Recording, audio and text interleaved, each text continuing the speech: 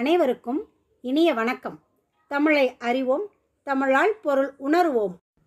கவிதை பேழை. முத்துக்குமாரசாமி பிள்ளைத்தமிழ். பாடலாசிரியர் குமரகுருபரர். 10ஆம் வகுப்பு மாணவர்களுக்காக இப்பாடலை மனனம் செய்வதற்காக இங்கே கொடுக்கப்பட்டுள்ளது. ஆடுக செங்கீரை.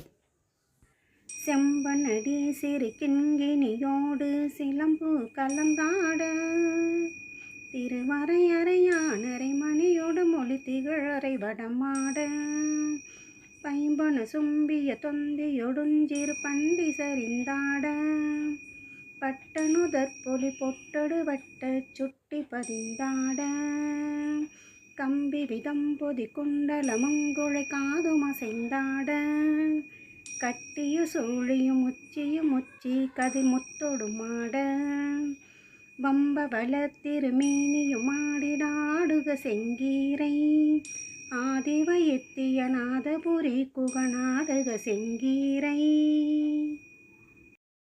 முத்துக்குமாரசாமி பிள்ளைத்தமிழ். பிள்ளைத்தமிழ் என்பது சிற்றிலக்கிய வகைகளுள் ஒன்று. புலவர்கள் இறைவனையோ தலைவரையோ அரசனையோ பாட்டுடை தலைவராக கொண்டு அவரை குழந்தையாக கருதி பாடுவர். பாட்டுடை தலைவரின் செயற்கரிய செயல்களை எடுத்து இயம்புவது பிள்ளைத்தமிழ் ஆகும். 10 பருவங்கள் அமைத்து பருவத்திற்கு 10 பாடல் என 100 பாடல்களால் இது பாடப்படும்.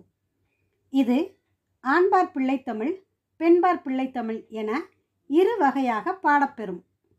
2 பாலருக்கும் பொதுவான பருவங்கள் காப்பு, செங்கீரை, தாள், சப்பானி, முத்தம், வருகை, அம்புலி.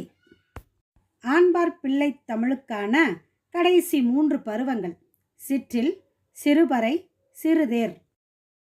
பெண்பார் பிள்ளை தமிழுக்கான கடைசி 3 பருவங்கள் கழங்கு, அம்மானை, ஊசல். நன்றி. இந்த வீடியோ உங்களுக்கு பிடிச்சிருந்தா லைக் பண்ணுங்கள், சப்ஸ்கிரைப் பண்ணுங்கள்.